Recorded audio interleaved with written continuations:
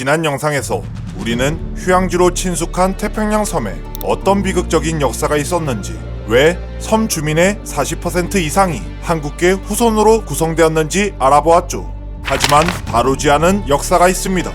일본의 진주만 공습 이후 수만 명의 한국인이 노동자와 해군 군무원 그리고 위안부가 되어 태평양 한가운데 전장의 최전방에 배치되었는데요. 미국은 섬들을 봉쇄하여 어떤 물자도 오고 가지 못하게 했습니다. 그래서 일본인 원주민과 더불어 수만 명의 한국인이 태평양 섬에 무려 1년 6개월 이상 고립되죠. 식량은 점차 떨어지고 제대로 된 치료도 받지 못하고 심지어 주기적인 폭격도 받게 되는데요. 식량 부족으로 허덕이자 일본인은 한국인을 잡아먹기 시작하고, 한국인은 총을 든 일본 병사들에 맞서 반란을 일으키고 대탈출을 감행합니다. 태평양 전쟁 기간 벌어진 참혹한 사건들, 남양군도에서는 얼마나 지옥 같은 일들이 벌어졌을까요? 1937년 동양의 패권국이 된 일본은 중국을 침략하기 시작합니다.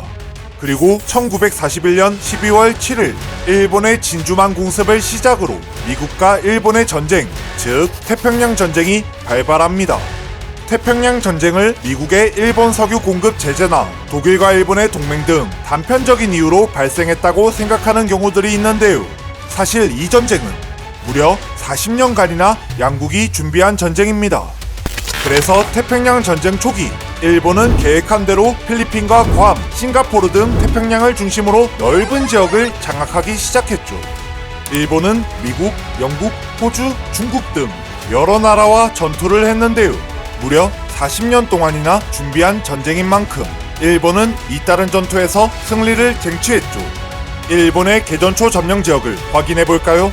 필리핀, 베트남, 인도네시아까지 일본은 제국으로서 막대한 영토를 손에 쥐게 되었습니다. 그렇다면 일본은 도대체 어떻게 전쟁 준비를 했기에 연합국을 상대로 이만큼 선전할 수 있었을까요?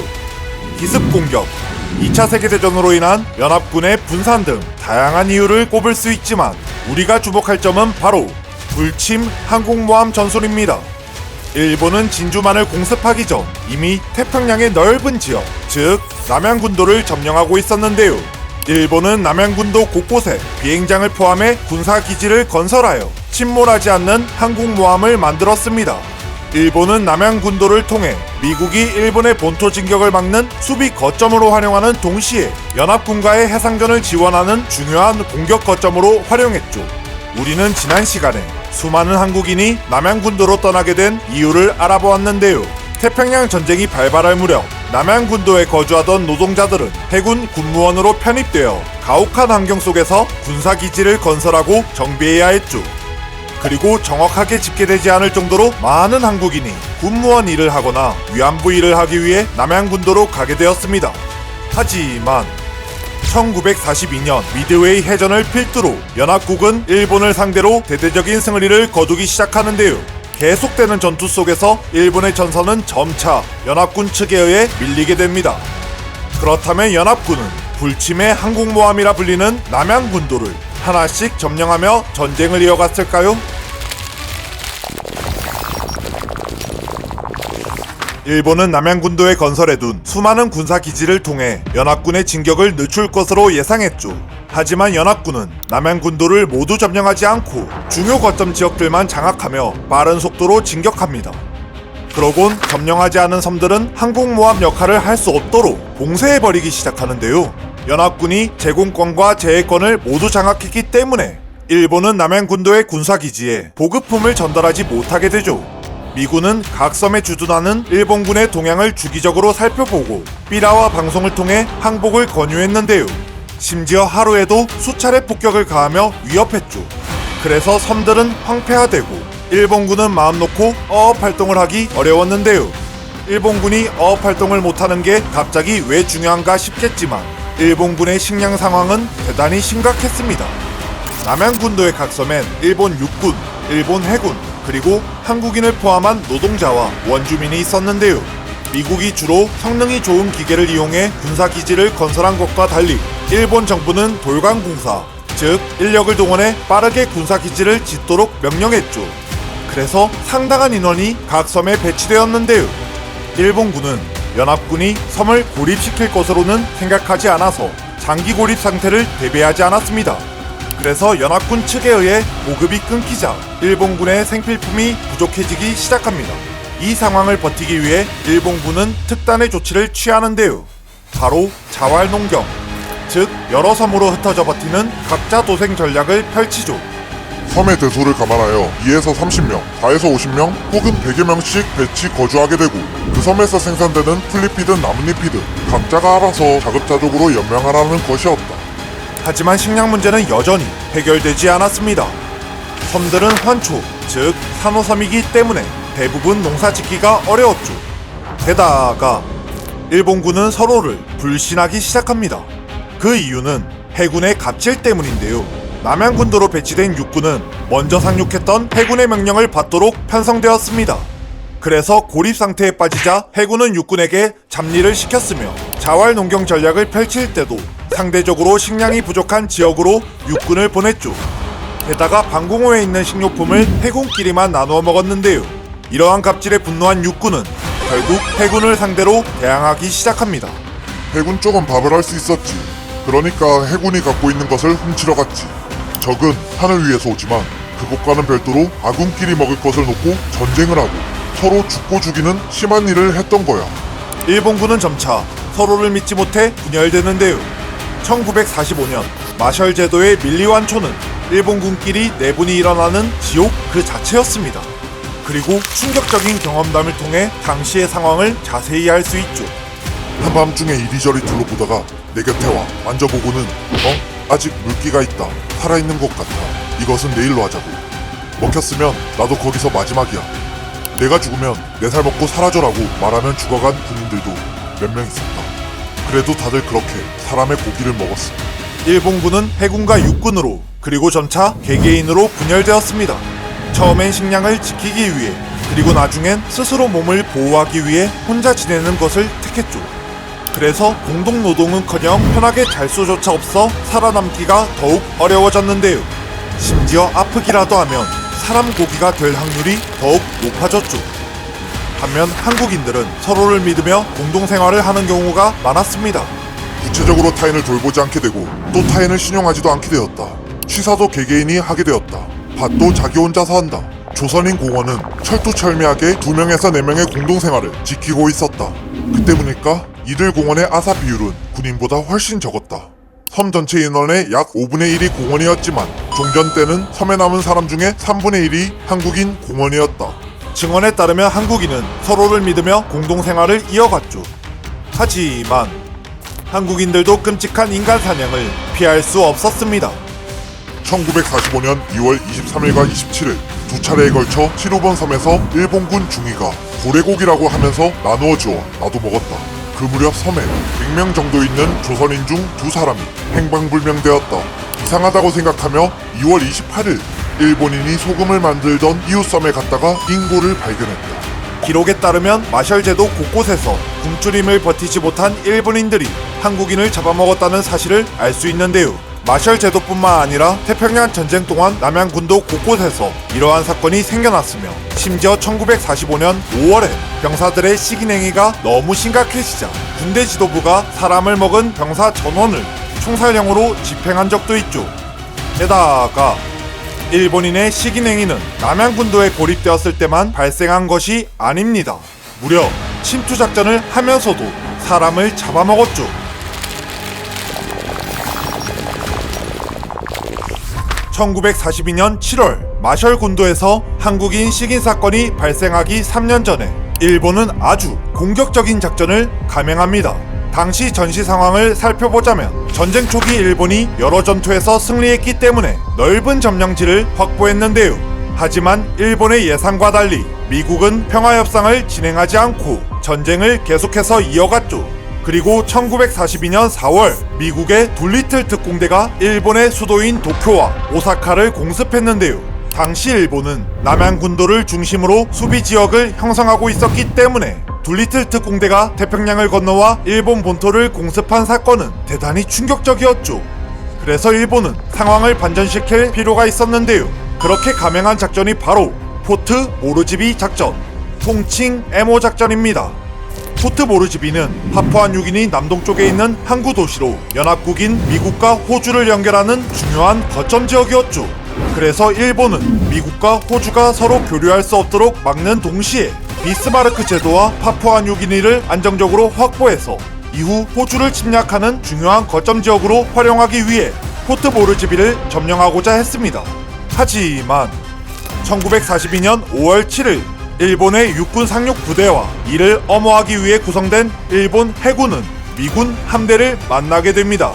당시 미군은 일본군의 암호를 해독해서 에모 작전을 알고 있었는데요. 그래서 일본군이 포트 모르지비에 상륙할 수 없도록 전투를 벌인 것이죠. 이 전투가 바로 산호의 해전인데요. 이틀간의 치열한 전투 끝에 결국 일본군은 포트 모르지비에 상륙하지 못하고 철수했죠. 게다가 1942년 6월 미드웨이 해전에서 일본군은 미군에게 압도적으로 패배했는데요. 연이은 작전에 실패하자 일본은 결국 특단의 조치를 취합니다. 애초에 불가능하다고 여겨진 육상을 통한 포트 모르지비 침투 작전을 감행한 것인데요. 1942년 7월 21일 일본은 이 작전을 위해 13,500명의 병력을 투입합니다.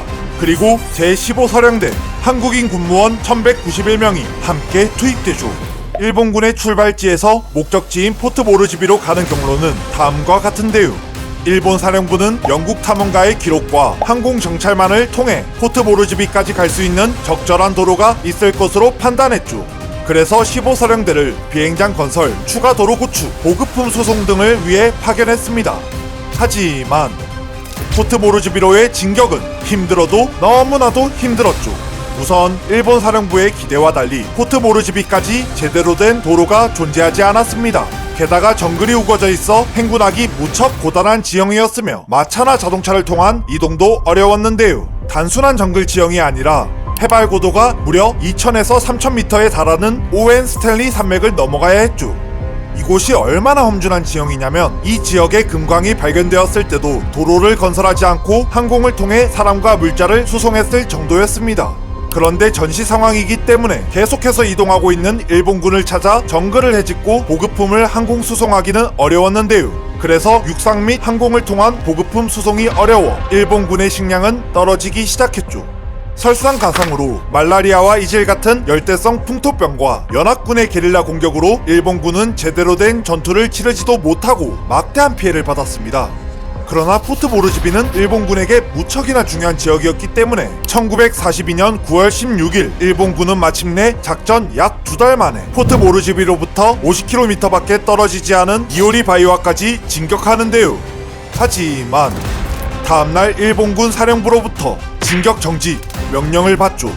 그 이유는 과달카날 전역에서 벌어지고 있던 전투 때문인데요. 미군이 과달카날 섬에 상륙하고 이후 동부 솔로몬 해전 등 여러 전투에서 미군이 일본군을 격파하자 더 이상 포트 모르지비 작전을 위한 지원이 어려웠습니다. 오히려 진격하던 일본군이 돌아와 미군의 침투를 저지해야 하는 상황이었죠. 그렇게 고생하며 진격했지만 결국 일본군은 목적지를 코앞에 두고 후퇴를 해야만 했는데요. 돌아가는 길에도 험준한 산맥과 우거진 정글은 여전했죠. 설상가상으로 더 이상의 보급이 없자 일본군은 게릴라전을 펼쳤던 연합군의 시체를 먹기 시작했습니다. 심지어 11월에 출발지로 돌아온 후에도 상황은 마찬가지였는데요. 그전에도 인육을 먹었지만 1월에 식량이 완전히 사라지자 일본군은 본격적인 철수가 이루어진 3월까지 끔찍한 방법들로 굶주림을 버틸 수밖에 없었습니다. 기루와 서남 진지에서 사람 고기를 먹지 않고 생존한 자는 한 사람도 없다. 생존자의 증언에 따르면 당시 상황이 얼마나 참혹했는지 알 수 있었는데요. 일본이 발표한 자료에 따르면 포트 모르지비 작전으로 인해 약 6,500명이 사망했다고 밝혔죠. 특히 포트 모르지비 작전에 참여했던 15사령대 한국인 1,191명은 전원 사망합니다. 포트 모르지비 작전에서 보인 일본군의 시기행위를 엔스로포파지라고 부르는데요. 엔스로포파지는 자연재해나 전쟁과 같은 일시적인 재난 상황으로 식량이 부족해졌을 때 생존을 위해 식인하는 경우를 뜻하죠. 하지만 일본군은 생존을 위해서만 사람 고기를 먹은 것은 아닙니다. 1945년 오기사와라 제도의 치치지마 섬에서도 식인을 했습니다. 그곳은 일본 본토보다 식량 상황이 좋았지만 몸보신이나 사기 진작을 위해 혹은 특별한 술안주를 위해 사람 고기를 먹었습니다. 심지어 미국 대통령인 조지 부시도 잡아먹힐 뻔했는데요. 당시 조지 부시는 조종사로서 치치지마 섬에서 작전을 펼쳤죠. 부시의 전투기는 일본군에 의해 격추당해 추락하였는데요. 운 좋게도 3시간가량 바다에서 표류하다가 구출되었습니다. 하지만 조지 부시의 동료들은 일본군에 의해 잡아먹혔는데요. 특히 일본군은 식인을 거부하는 병사들에게도 인육을 강요했죠.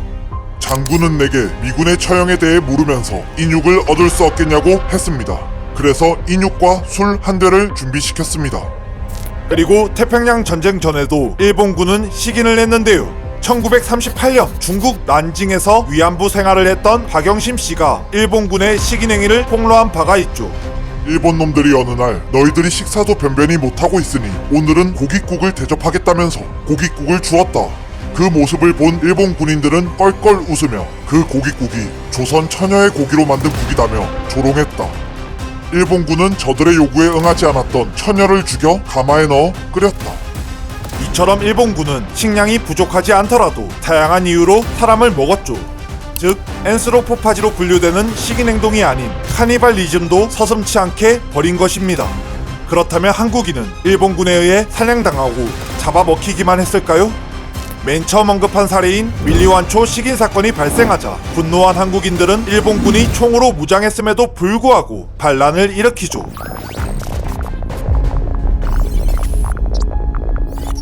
밀리완초엔 약 4,000명의 일본군과 500명의 원주민 그리고 한국인 군무원이 800명에서 1,200명가량 있었습니다. 이들은 1944년부터 자활농경에 들어갔는데요. 1945년 2월 23일과 27일 한국인 군무원 박종원이 일본인에게 고래고기로 가장한 한국인 고기를 얻어먹었다고 했죠.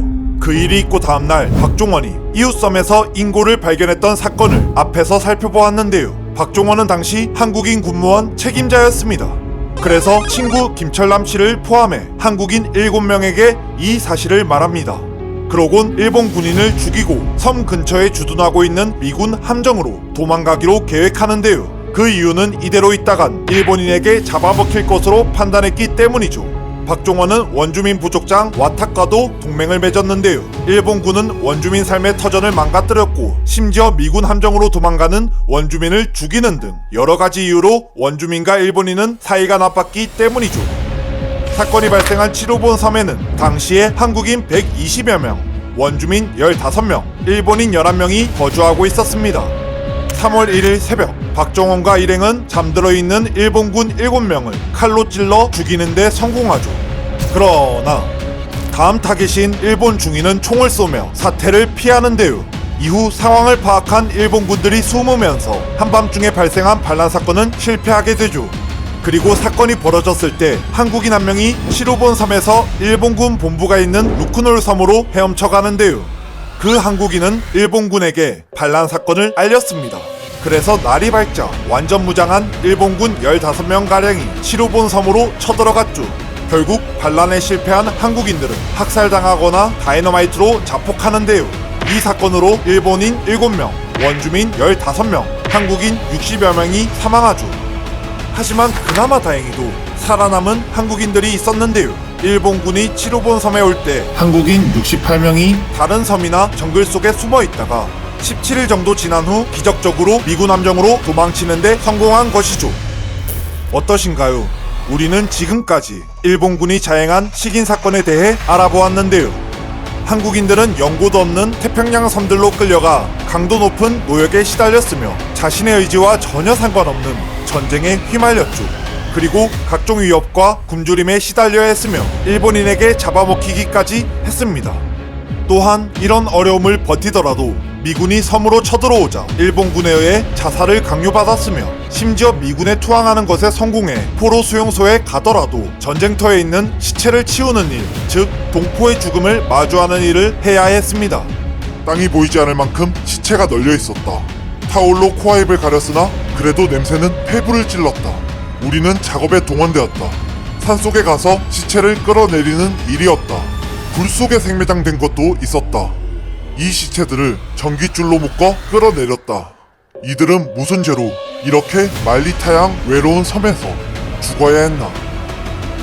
하지만 숱한 위험에도 끝끝내 살아남아 다시 고향에 발을 디딘 한국인들. 이들이 살아남은 이유는 앞서 일본인의 증언을 통해 살펴보았듯이 일본인이 서로 분열되었을 때 한국인들은 서로를 믿고 의지했기 때문이겠죠. 하지만 현대 사회는 어떠한가요?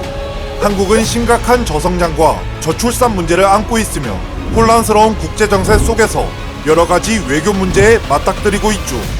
이렇게 각종 문제점을 안고 있지만 한국 사회는 협동하기보다는 분열되는 모습을 자주 볼 수 있는데요. 세대 갈등, 성별 갈등, 정치 갈등 등 다양한 기준으로 분열되고 있죠. 심지어 이러한 분열 문제를 사회 담론으로 가져올 때조차 특정 인물, 특정 집단만을 탓하며 문제점을 분석하고 해결해야 하는 상황에서마저 분열하는 모습을 보입니다. 어쩌면 밀리완초 사건 당시 한국인을 배신했던 한국인처럼, 고립된 상황에서 일본인을 배신했던 일본인처럼 한국 사회는 점차 서로를 불신하고 좀먹는 카니발리즘적 사회로 가고 있는 것은 아닐까요?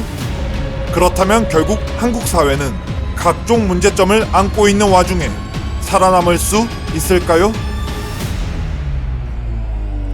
한편 영상 도입부에서 살펴보았듯이 태평양 전쟁은 단편적인 이유로 발생한 것이 아닙니다. 일본과 미국은 무려 40년 동안이나 서로를 가상의 적으로 간주하고 전쟁을 준비했는데요. 이들은 40년 동안이나 전쟁을 준비하면서 전쟁이 일어나지 않도록 관계를 회복할 순 없었을까요? 현재 동아시아엔 오랫동안 서로를 적으로 분류하고 적대적인 모습을 이어가는 국가들이 있습니다. 바로 대만과 중국, 혹은 미국과 중국, 그리고 한국과 북한입니다. 태평양 전쟁이 일어나기 전 40년 동안의 미국과 일본의 역사를 분석해보면 전쟁이 발발하기 전 전쟁의 징후를 살펴볼 수 있는데요. 다음 영상에선 이렇게 분석한 전쟁 징후들을 통해 현재 동아시아의 전쟁 가능성에 대해 알아보겠습니다.